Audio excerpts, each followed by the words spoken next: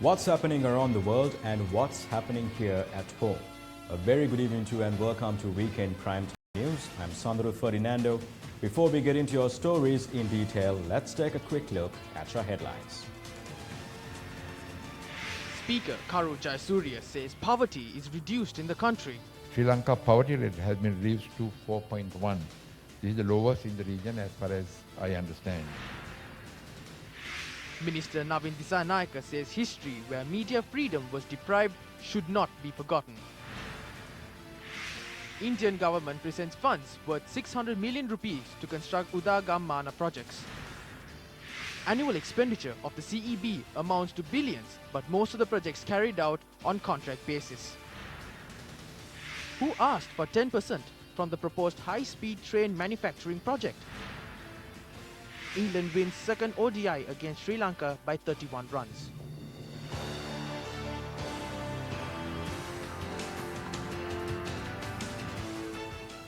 The representatives of a company that claimed that commissions were requested for a high-speed train project to be approved reiterated their claim today. 2016 10 මාසේ ආයෝජන අනුමැතිය සඳහා අයදුම් Initially, an application was submitted for the approval of the investment in October 2016. Afterwards, on several occasions, we were directed towards the single-window investment approval committee at the Prime Minister's office. I got to know this once I went there. Afterwards, I was sent there. There, the main Director General, Mr. Paskaralingam himself, got involved in this. The main concern here was where the project was financed from. Subsequently, it came to a point where Duminda Arya Singha started to handle this project. Arya Singha and Mahinda Ramanayake went to Italy to discuss the project with our investors. They said that if we act according to what they say, the project would be approved. Duminda Arya Singha had got the Director General involved and met with investors directly through the Chamber of Commerce in Milan. They have exchanged business cards and has also got one of his agents involved in this. They have said contact him directly if you want to involve myself too. The request for 10% had come through this agent. We gave him a document saying that such a commission won't be given. Then something must happen in the next stage. ඉදෙන්න බෑ කියලා තිබිච්ච document එකත් අපි දුන්නානේ. එතකොට දැන් ඒගොල්ලෝ ඊළඟ stage එකක් වෙන්න එපානේ මොකක් හරි. Earlier it was noted this matter was related to Minister Malik Samaravikrama. However, making a statement in Parliament, he denied these allegations. Addressing an event held at the Bandaranaike College in Gampaha, President Maithripala Sirisena said that all citizens, including school children, should commit to win the challenges pertaining to the environment. The X-Band exhibition, organised in line with the 100th anniversary of the Bandaranaike College, was declared open by the President. The head of state appreciated the effort made by the students in organising the event, and a rocket created by Gyan Hettiarachchi caught the attention of the President.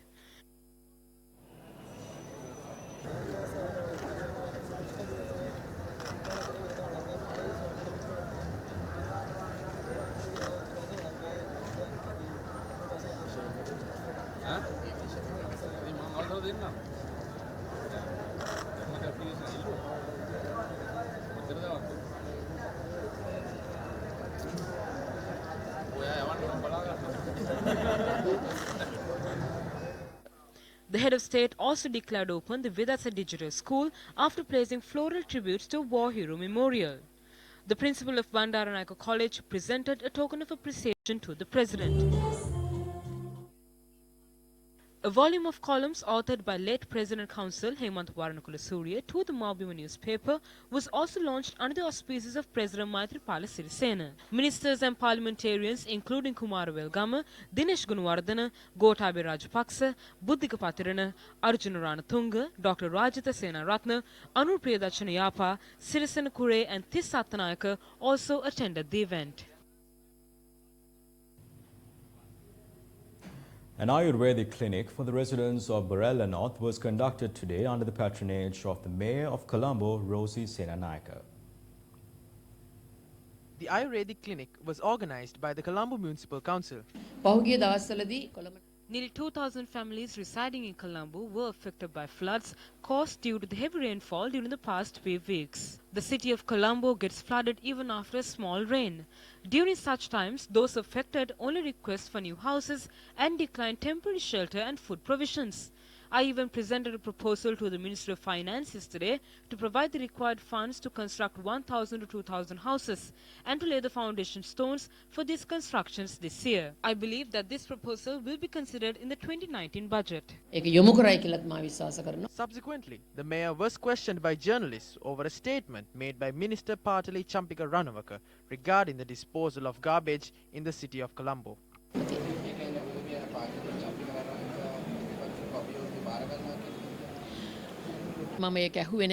I was not aware of this and was only informed of such a challenge by another individual. He is saying to do this if we can. Yes, it is possible. If there is a land provided by the government, then we can do it. It is our officials who used machinery and equipment to manage the garbage in Kerawalapitiya. The garbage issue is the biggest problem in Colombo.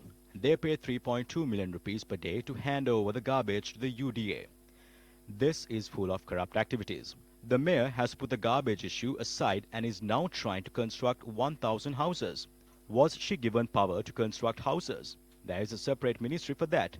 The responsibility of the municipal council is to resolve the garbage issue and make Colombo clean and people-friendly. They are bringing in these housing projects that will include a large amounts of commissions and corrupt activities which will ruin the government.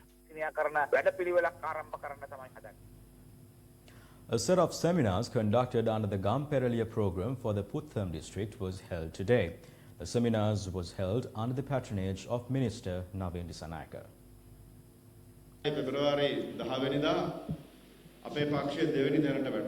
On the 10th of February, our party became second. Our party is not limited to one family. Even today, there is a strong second-generation leadership established within our party. We need to succeed in the next elections. Politics is not easy. It's a struggle. It's a theory. It's a challenge. Other than our party, the only option is the Rajapaksa family. So what will happen to our country? We cannot forget the past so quickly.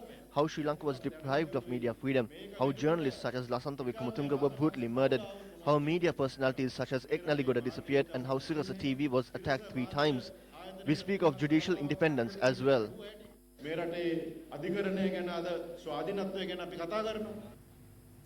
Continuing in more local news, a foundation stone was laid for a new building for the Shasana Lokadhamma School in Katunagala Mandavala in Dompe under the auspices of MP Chatura Senaratne. The parliamentarian spoke to the journalists at the event. Vimal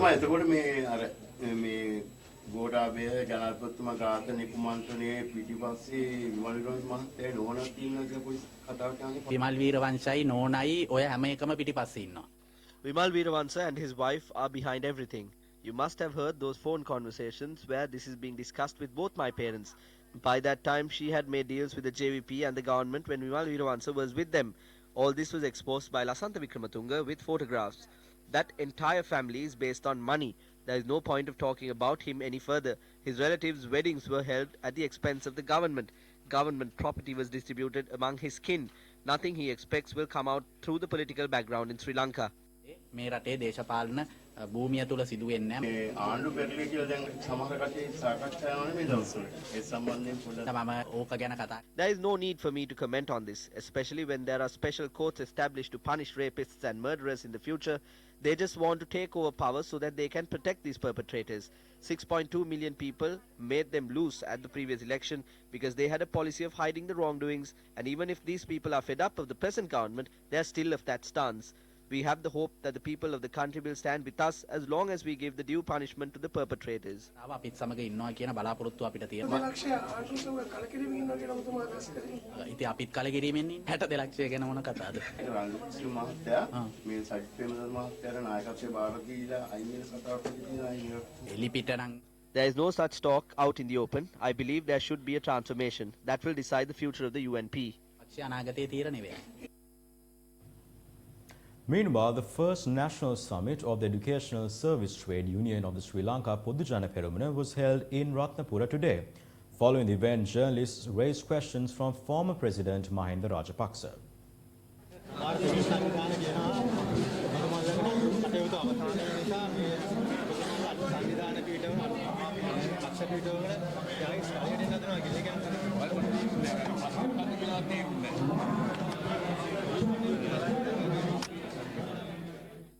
A workshop on the critical role of Parliament and parliamentarians in achieving sustainable development goals in Sri Lanka commenced in Colombo yesterday.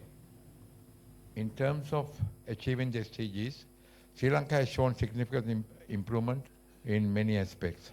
For instance, Sri Lanka has shown as one of the best rated in South Asia. As per the latest figures of the ADB, Sri Lanka poverty rate has been reduced to 4.1. This is the lowest in the region as far as I understand. Honourable Speaker, you're perhaps seated in Parliament and travelling from Parliament to your residence in Colombo. So you might have not seen the ground level suffering of the people in the country. Poverty, deprivation and inequality burden the innocent citizens of our country is clearly shown in the reports documented by Gammatha together with the University of Peradeniya. Please study the reports because you will understand the reality here in Sri Lanka and not make such false statements in public forums. Yeah, I don't think that we can look at poverty in Sri Lanka today in the way that we have been doing for the last several decades. One thing is that if you look at poverty data, it looks as if we have basically brought down poverty to a very, very low level. But in reality, what has happened is that when you look at income and expenditure, data at a household level, you see a very big, income deficit at lower income groups. If you take even the first 50% of the households, lower income households, you can see an income deficit. Income deficit means that what you earn is not enough to meet your basic needs. So it is not a matter of poverty alleviation, it's a matter of, strengthening that things that matter for people, education, health, transport and housing. If you don't concentrate on these things, we cannot really address the issue of poverty in Sri Lanka. It has been 15 days since the people of Aruwakalu started the Satyagraha at Muadura area against the plan to dispose garbage in the area. Supporting this movement, people of Kalpitiya also started a Satyagraha opposite the Kalpitiya Divisional Secretariat on the 10th of October.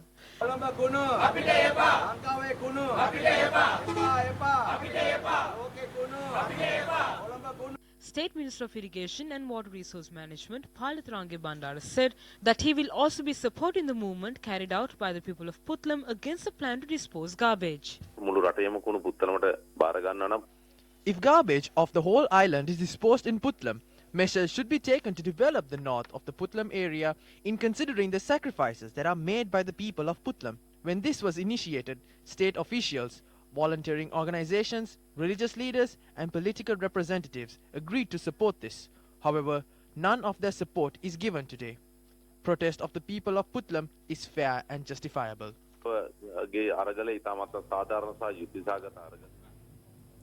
Vasantha Samarasinghe, the convener of the Voice Against Corruption organization, has called for the immediate stop on the government's plan to lease out the Trincomalee oil tank farm to India, and the organization has filed a fundamental rights petition at the Supreme Court regarding this.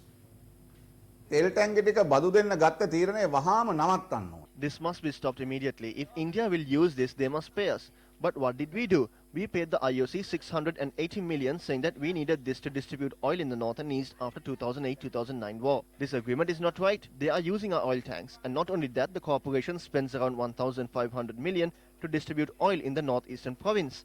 This money is spent for transportation. We can reduce the price of transportation. We can increase the income. The former UNP government gave this to an MOU. This is not a valid or legal agreement at all.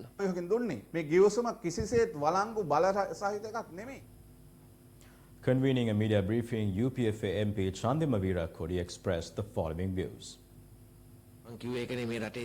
I mentioned this before. There is a complicated governing structure in our country. If I was the minister, I would at no time allow the IOC to increase the prices the way they want.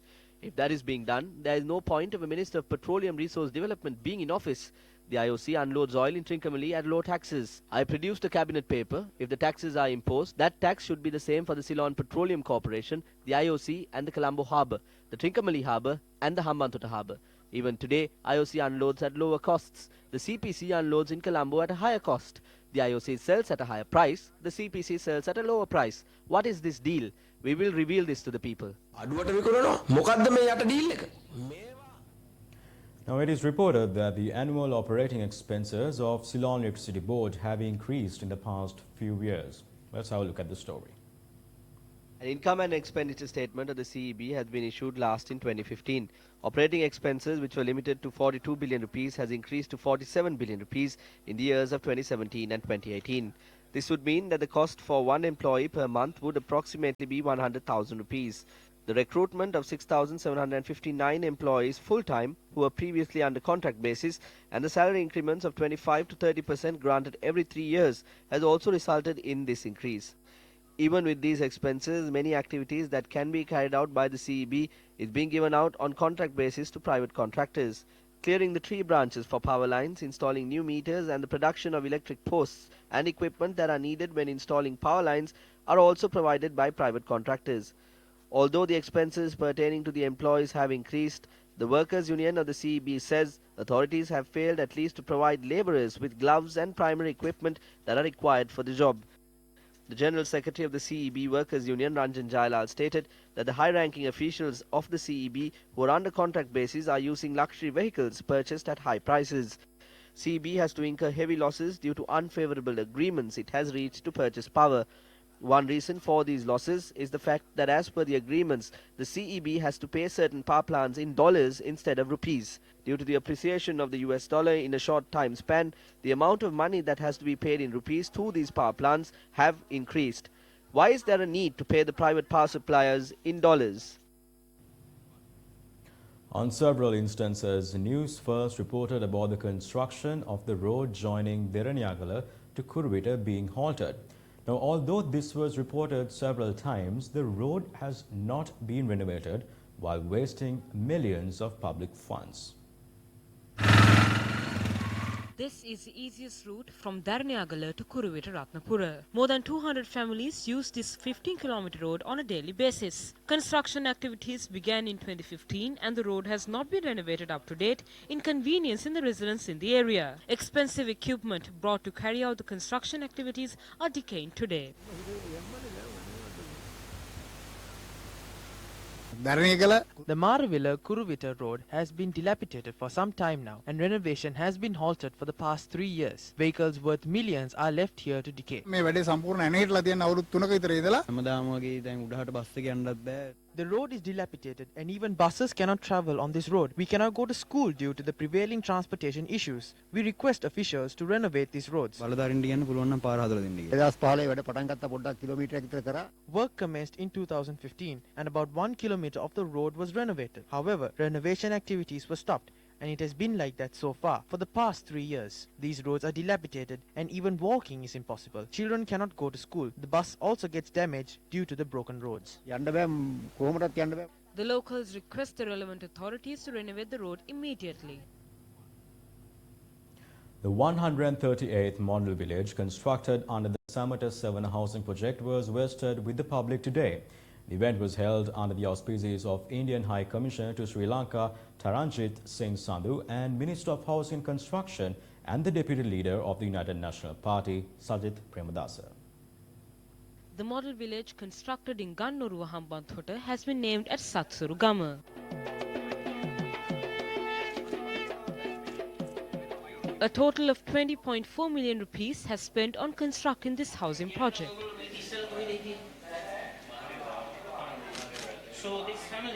An MOU between Sri Lanka and India was signed today to grant 600 million rupees to Sri Lanka by the Indian government for the construction of Udagamana housing projects. The MOU was signed by the Indian High Commissioner Taranjit Singh Sandhu and Secretary to the Ministry of Housing and Construction Bernard Vasantha. These contributions were made by the Indian government following a request made by Minister Sajith Premadasa. These funds will be utilized to construct 50 villages in the northern and southern provinces. This marks a new milestone in the arena of our cooperation in the housing sector. Indian financial commitment under grant for housing in Sri Lanka currently stands at $350 million, the largest grant amount which India has committed anywhere in the world towards the housing sector in Sri Lanka. We have also provided livelihood support to as many as 70,000 people from fishing and farming communities in Hambantota. We have planned a series of events for 2 years all over the world, including Hambantota. Today, we have received a gift worth 600 million rupees from Indian High Commissioner Narendra Modi. This gift does not require a repayment. It is not a gift that comes with high interest rates that will burden the future generation of our country. During the previous regime, all funds came with high interest rates. Even the port, the airport and the cricket stadium were received with high interest rates. However, this time, we do not have to pay a single cent in return.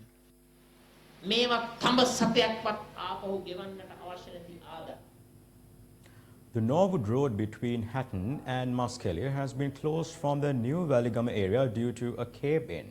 According to our correspondent, vehicular movement has been interrupted as a result. The cave-in along the Hatton-Muskelia-Norwood Road happened this afternoon. The police said the road is temporarily closed. 6 houses were removed last Wednesday as a result of several cave-ins and landslides in the area. Police request motorists to use alternative routes to reach their destinations. A landslide warning has been issued for the Kalutara District Divisional Secretariat zone. Accordingly, the Disaster Management Centre said the warning was issued for Walallawita, Bulat Sinhala, Agalawatta, Matugama, Palindanuwara, Ingiriya and surrounding areas in the Kalutara district. Landslide warnings were issued to several areas in the Galle district, including Neluwa, Tawalama, Alpitiya, Niyagama, Nagoda, Baddegama and Yakalamulla. The Met Department further says that showers can be expected in central, Uva, Sabaragamuwa and the northern provinces and in the Batiklo and Polonnaruwa districts.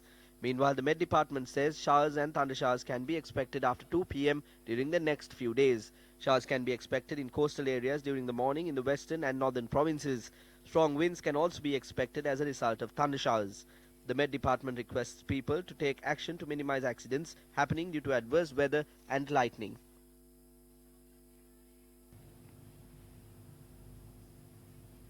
The ceremony to mark the 10th anniversary of the Golf Club 99 Cologne, Germany was held in Colombo yesterday. Prime Minister Ranil Wickremesinghe attended the event. The event took place last evening amidst a distinguished gathering, including the business delegation of Club 99 Cologne. During the years, the Golf Club 99 has initiated many charity projects to uplift those affected by the tsunami that devastated Sri Lanka in 2004. And now in sports news, England won the second ODI against Sri Lanka by 31 runs through the Duckworth-Lewis method. The match was played at the Rangiridambul International Cricket Stadium.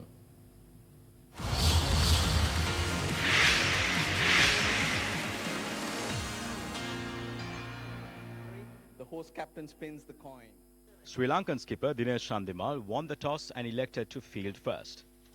He's not going to miss out on that. Scoring his 29th ODI half-century, Joe Root scored 71 runs. Owen Morgan, the English skipper, scored 92 runs with his 42nd ODI half-century. At the end of the allotted 50 overs, the England team scored 278 for the loss of 9 wickets. Lasith Malinga's exceptional bowling got him 5 wickets in 10 overs with 44 runs and a maiden over. This is the 8th time Malinga took 5 wickets in an ODI. This time. A brilliant. Oh, the extra delivery as well. It's Pfeiffer for Malinga. His best figures against England. He points to the name on his shirt. Sri Lanka chasing a target of 279 saw the first 4 wickets falling when the scoreboard was at 31. Upul Taranga was out for a duck. Dinesh Chandimal scored 6 runs and Kusal Janit scored 30 runs. All gone, pulled straight to mid-wicket. While Dhananjay De Silva and Thisara Perera were putting up a strong partnership for the 6th wicket, rain interrupted play. The Sri Lankan team had scored 140 for the loss of 5 wickets at the end of 29 overs. Dhananjay Silva was unbeaten at the wicket at 36 and Thisara Perera scored 44. Whoever is bowler, they are looking for wicket every year or every whatever situation and opportunity is waiting for the wicket. But end of the day, if we get wickets, benefit to the team. I think that's the most important thing. I think last 1.5 years, I didn't get any opportunity to play national team.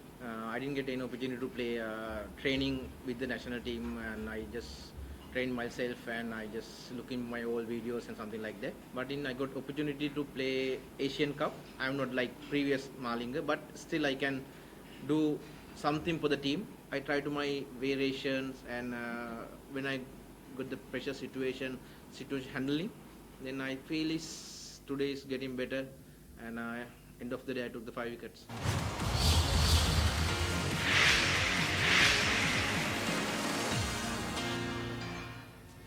And that's the wrap for tonight. Thank you very much for joining us. Do take care and good night.